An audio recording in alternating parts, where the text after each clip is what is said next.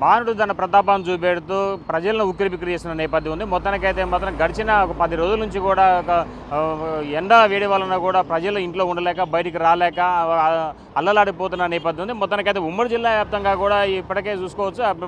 April మార్చి నెల మొదటి మాసం నుంచి మొదటి వారం నుంచి కూడా భారీ ఎత్తున కూడా ఎండలు వస్తున్న నేపథ్యంలోనే ఒక్కసారిగా ప్రజలు కూడా ఉక్కిరిబిక్కిరి అవుతున్న నేపథ్యం ఉంది. మరోవైపు చూసుకుంటే కనుక ఈ ఎండల పరిసర ప్రాంతాల నుంచి తట్టుకునే విధంగా గ్రామీణ ప్రాంత ప్రజలు కూడా అవస్థలు పడుతున్న నేపథ్యం ఉంది. మరోవైపు చూసుకుంటే కనుక ఏదన్నా ఖమ్మం నగరానికి చుట్టుపక్కల సుమారు వేలాది గ్రామాల నుంచి కూడా ప్రజలు వివిధ అవసరాల కోసమై ఖమ్మం నగరానికి వచ్చేస్తున్న నేపథ్యంలోనే ఒక్కసారిగా ఎండలు తాకిన వల్ల కూడా ఉదయం మాత్రమే వచ్చేసి తమ పనులు కార్యకలాపాలు చక్కబెట్టుకునే పరిస్థితి ఏర్పడుతుంది. మరోవైపు చూసుకుంటే కనుక గత సంవత్సరం కన్నా ఈసారి ఎండలు అధికంగా ఉండడంతో ఒక్కసారిగా ప్రజలు మాత్రం ఎండ వేడి నుంచి తట్టుకోలేకపోతున్న నేపథ్యం ఉంది. మరోవైపు చూసుకుంటే కనుక ఇప్పటికే ఈ ఏప్రిల్ మాసంలోనే ఇప్పటికే ఉదయం 8 గంటల నుంచి చూసుకుంటే కనుక 10 గంటల వరకు కూడా 40 డిగ్రీల ఉష్ణోగ్రత నమోదవుతూ ఉంది. మరోవైపు చూసుకుంటే మాత్రం ఇప్పటికే సింగరేణి ఉన్నటువంటి ప్రాంతాల్లో కూడా అత్యధిక ఉష్ణోగ్రతలు నమోదవుతూ ఉన్నాయి. మరోవైపున ఇప్పుడు ఇల్లందు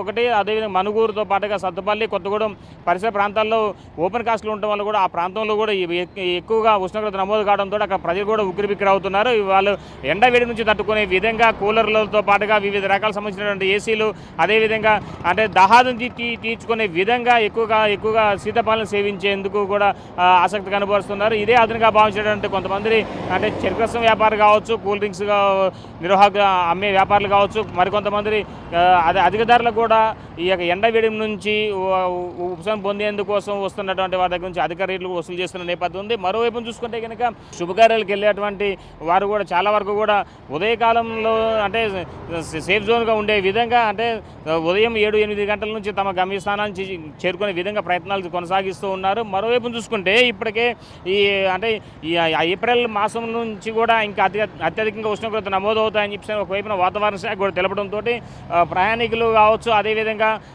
వివిధ ప్రాంతాలకు దూర ప్రాంతాలకు టూరిజం ప్రేమికులు కావచ్చు, ఇతర దూర ప్రయాణాలు పెట్టుకున్న వారందరూ కూడా కాస్త ఆలోచించి ప్రయాణాలు చేయాలని చెప్పి ఒకవైపు వైద్య నిపుణులు కూడా చెప్తా ఉన్నారు. మరోవైపు చూసుకుంటే కనుక ఇప్పటికే ఎండ వేడిని తట్టుకునే విధంగా ఎక్కువగా చిట్కాలు పాటించాలని చెప్పి మరోవైపున అధికారులు కూడా ప్రజలకు అలర్ట్ చేస్తున్న నేపథ్యం ఉంది. మరోవైపు చూసుకుంటే కనుక ఇప్పటికే ఖమ్మం ఉమ్మడి జిల్లా వ్యాప్తంగా ఉన్నటువంటి ఎండల వేడి వలన కూడా చూసుకోవచ్చు.